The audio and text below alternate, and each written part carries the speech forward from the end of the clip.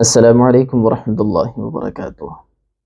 ناظرین و سامعین، آپ کی توجہ کے ساتھ آج ایک انتہائی اہم سوال پر بات کریں گے۔ وہ سوال یہ ہے کہ زندگی کی حقیقت کیا ہے؟ زندگی کیا ہے؟ زندگی کس چیز کا نام ہے؟ زندگی کیا ہے؟ زندگی کی حقیقت کیا ہے؟ تھوڑی سی غور کریں کہ کیا زندگی صرف اور صرف کھانا پینا، سونا جاگنا، اٹھنا بیٹھنا اور دیگر جو ضروریات زندگی ہیں، مجامت کرنا، جسم کی جو ضروریات ہیں ان کو پورا کرنا زندگی ہے، یا پھر اس سے ہٹ کے بھی کچھ اور بھی زندگی ہے؟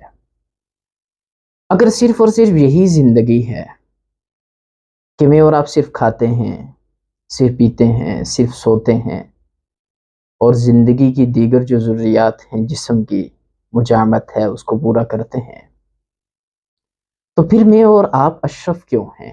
اللہ نے مجھے اور آپ کو اشرف المخلوقات کیوں قرار دیا؟ یہ سوال بنتا ہے۔ اس لیے کہ جانور بھی کھاتا ہے، پیتا ہے، سوتا ہے، مجامت کرتا ہے، یہ والی صفات اور خصوصیات تو اس کے اندر بھی ہیں، پھر اسے بھی اشرف ہونا چاہیے تھا۔ اس کا مطلب یہ ہے کہ اگر ہم اشرف ہیں، اللہ نے انسان کو اشرف المخلوقات بنایا، تو اس کا مطلب یہ ہے کہ زندگی اس سے ہٹ کر بھی کسی چیز کا نام ہے۔ زندگی صرف سانس لینے کا نام نہیں، صرف کھانے پینے، سونے جاگنے، مجامت، مباشرت، صرف اس چیز کا نام نہیں، بلکہ اس سے ہٹ کر بھی زندگی ایک چیز کا نام ہے، اور وہ ہے رب العالمین کی معرفت۔ اللہ رب العالمین کی معرفت، اس کی پہچان۔ جانور کو اللہ رب العالمین نے، حیوانوں کو، درندوں کو، پرندوں کو اللہ نے اس چیز کا مکلف نہیں ٹھہرایا کہ وہ اس کی معرفت کے حصول کے لیے جدوجہد کریں، وہ اس کو پہچانیں، وہ اس کی بندگی کریں۔ یہ میں اور آپ اس چیز کے مکلف ہیں کہ ہم اس کی معرفت کے حصول کے لیے تگ و دو کریں، اس کو پہچاننے کی کوشش کریں۔ جانور کو اللہ رب العالمین نے اس چیز کا مکلف نہیں بنایا کہ وہ اصلاح معاشرہ کا کام کرے، اس کو اس چیز کا مکلف نہیں بنایا کہ وہ امر بالمعروف اور نہی عن المنکر کریں، لیکن مجھے اور آپ کو اس چیز کا مکلف ٹھہرایا ہے کہ میں اور آپ رب العالمین کی معرفت کے ساتھ ساتھ دنیا کا جو نظام زندگی ہے اس کے اندر رب العالمین کی دی ہوئی تعلیمات اور اس کے بھیجے ہوئے رسولوں کی جو تعلیمات ہیں ان کے مطابق زندگی بسر کریں۔ تو مطلب یہ ہوا کہ زندگی کچھ اور بھی ہے۔ زندگی جسے میں اور آپ سمجھتے ہیں صرف وہ زندگی نہیں، زندگی کے اور بہت سارے میدان ہیں۔ زندگی صرف ظاہر نہیں، صرف ظاہری جسمانی نہیں، نشو و نما نہیں، جمیل و جمال نہیں، خوبصورتی نہیں، بلکہ زندگی اندر کا نام ہے، آپ کے اندر کا نام ہے، آپ کے باطن کا نام ہے، آپ کی روحانیت کا نام ہے، آپ کی اندر کی دنیا جو ہے اس کی جو کشمکش ہے، اس کی جو کیفیات ہیں، ان کو جاننے کا نام زندگی ہے، ان کو سنوارنے کا نام زندگی ہے۔ اگر میں اور آپ اپنے اندر کی دنیا پر توجہ اور غور نہیں کرتے، جو اندر کی دنیا ہے اگر وہ ویران پڑی ہے، ہم اس کو آباد کرنے کی کوشش نہیں کرتے، تو پھر سمجھ لیجئے کہ میں اور آپ ایک مردے کی طرح ہیں۔ بظاہر تو ہم حرکت کرتے ہیں لیکن حقیقت کے اندر ہم مردہ ہیں، اس لیے کہ جس دل کو جس ذات نے بنایا ہو، اگر وہ دل اس ذات کو نہ پہچانے تو وہ مردہ ہے۔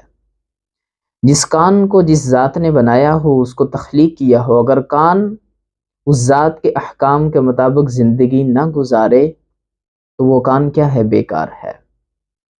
لہٰذا مجھے اور آپ کو جسم کے ایک ایک اعضاء کو اس خالق کے حکم کے مطابق چلانا، یہ اصل ان کی کیا ہے؟ زندگی ہے۔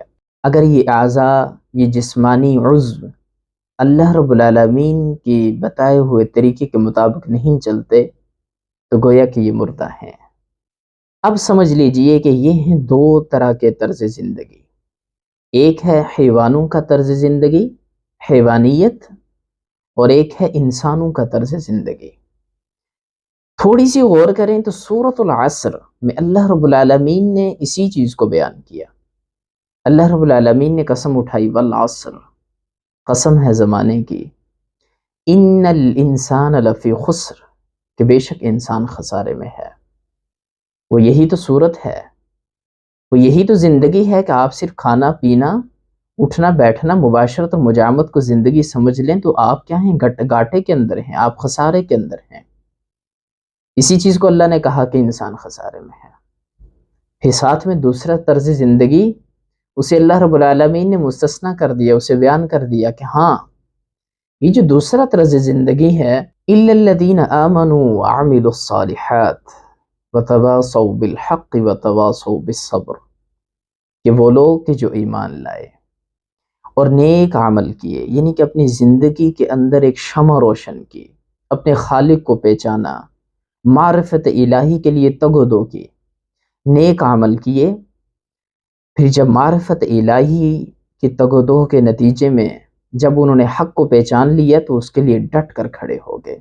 वतवासौ बिल हक़्क़, डट कर खड़े होने के साथ साथ दूसरों को हक़ के साथ खड़े होने की तलक़ीन भी की। और ज़ाहिर है कि जब उसकी ज़िंदगी के अंदर हक़ आ चुका है, उसने हक़ को पहचान लिया है, वो हक़ के रास्ते पर चल पड़ा है, तो फिर उसके सामने मसाइब भी आएंगे, उसके ऊपर मुसीबतों के पहाड़ भी तोड़े जाएंगे। तो फिर उसने क्या किया, सब्र किया, और सिर्फ खुद ही सब्र नहीं किया, वतवासौ बिस्सब्र, सब्र की तलक़ीन भी की। तो ये रहा दूसरा तर्ज ज़िंदगी कि जो असल ज़िंदगी है, ये रहा दूसरा तर्ज ज़िंदगी कि जो असल ज़िंदगी की हकीकत है, कि जिसको अल्लाह रब्बुल आलमीन ने कहा कि ये खुसूसियात अगर आपकी ज़िंदगी के अंदर हैं तो आप कामयाब हैं। ये वाला इंसान कामयाब है और ये वाला इंसान नाकाम है। लिहाजा मुझे और आपको कल से नहीं बल्कि अभी से ये सोचना होगा कि मेरा और आपका तर्ज ज़िंदगी क्या है, अभी तक क्या रहा और आज के बाद क्या होगा। और मुझे उम्मीद है कि आप अपना तर्ज ज़िंदगी बदलने की कोशिश करेंगे।